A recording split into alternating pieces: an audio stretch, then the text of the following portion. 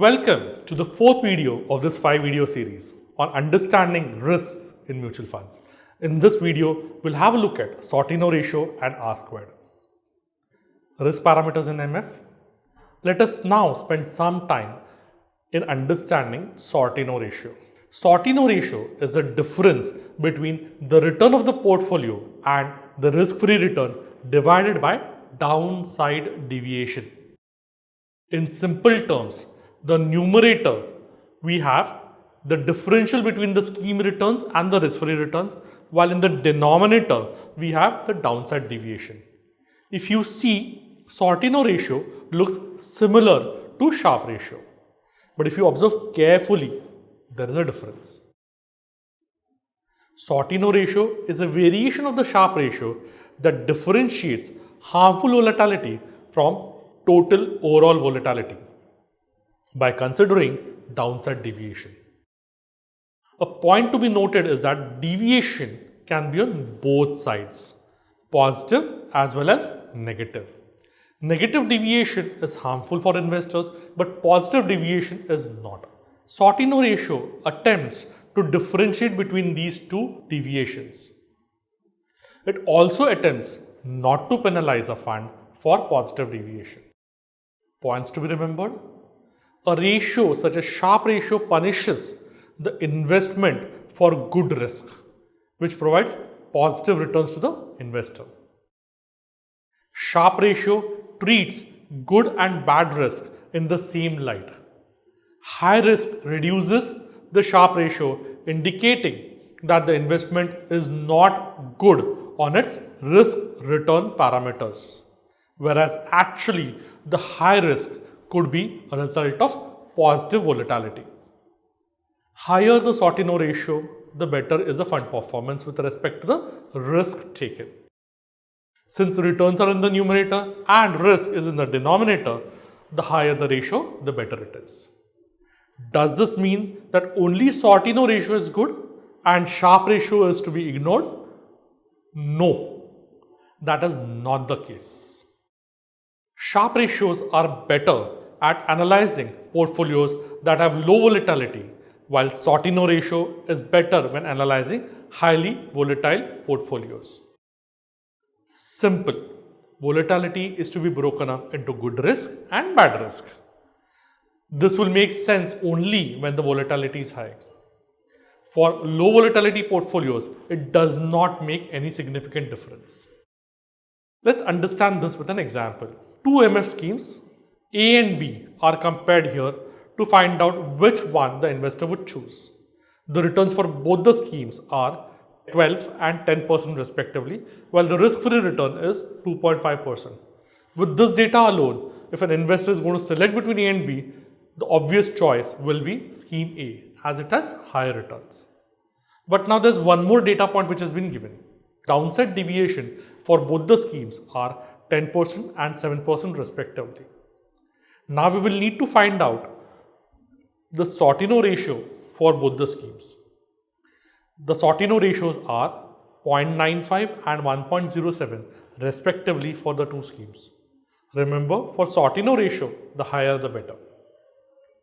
Basis this, an investor will select scheme B as it has a higher Sortino ratio.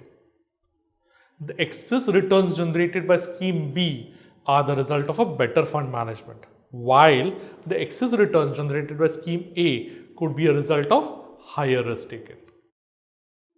An important observation here. When we looked at returns alone, our choice was scheme A. When we looked at risk, that is Sortino's ratios in this case, our choice shifted to B. This clearly emphasizes the need to look at both the risk and return simultaneously while evaluating mutual fund schemes. Average Sortino ratio category wise. The following graph depicts average Sortino ratio for various categories of mutual fund schemes. This data is an industry average. Remember, for Sortino ratio, the higher the value, the better it is. As you can see, average Sortino ratio varies for each category. IT as a category has the highest average Sortino ratio of 1.13, while Pharma category has the lowest average Sortino ratio of minus 0.84. As per ranking, after IT comes banking sector with an average Sortino ratio of 0.9.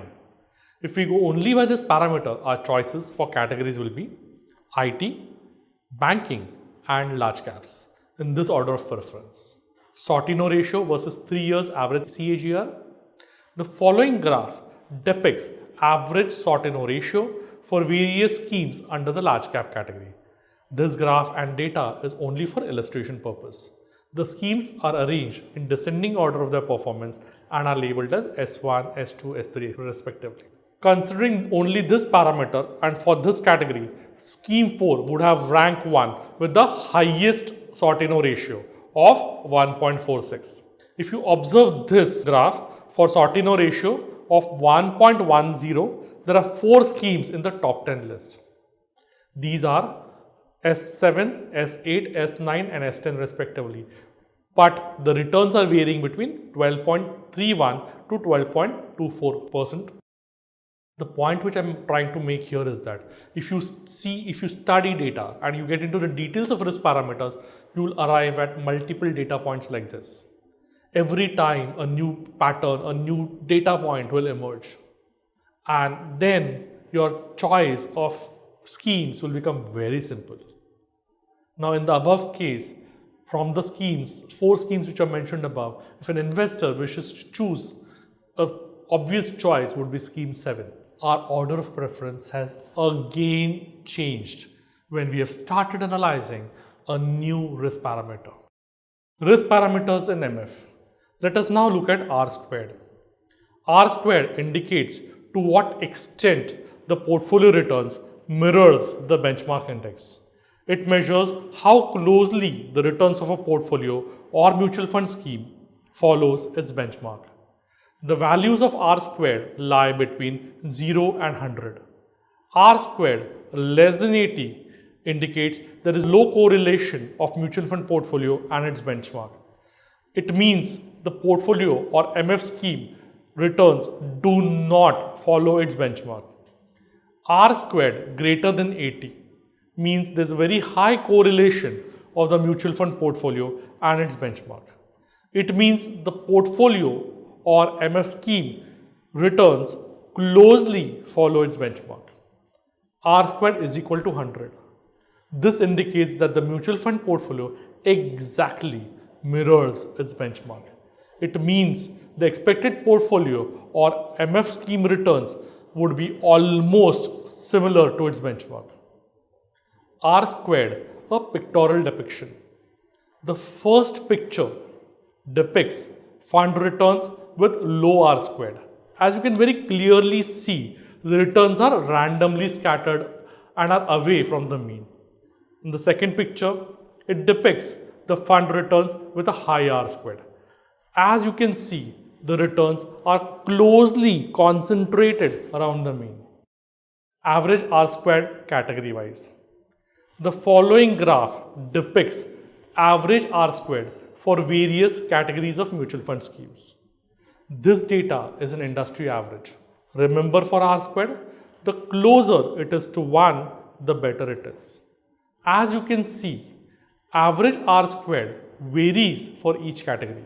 Categories like multi-cap, pharma, large cap, ELSs, small cap, etc. have high R squared. It means the returns of these categories are going to be closely mirroring their benchmark. Categories like MNC, energy, consumption, dividend yield and value have very low average R squared.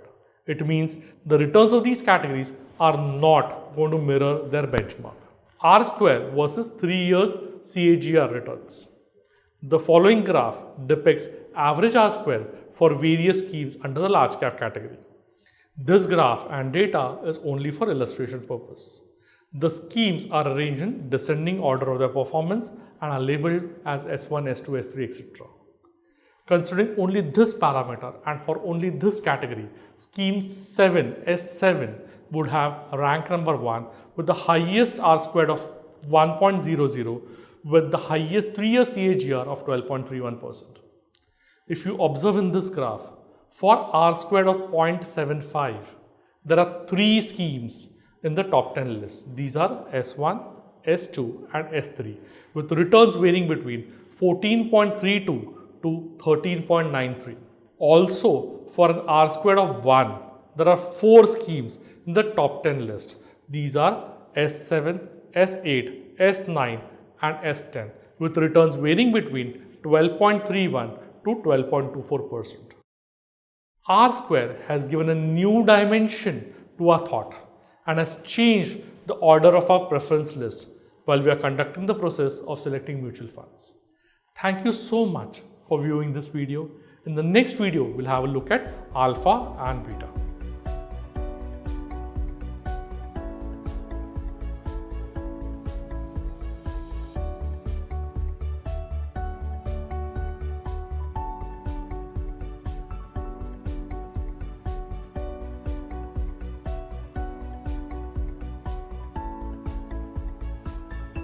Mutual fund investments are subject to market risks. Read all scheme related documents carefully.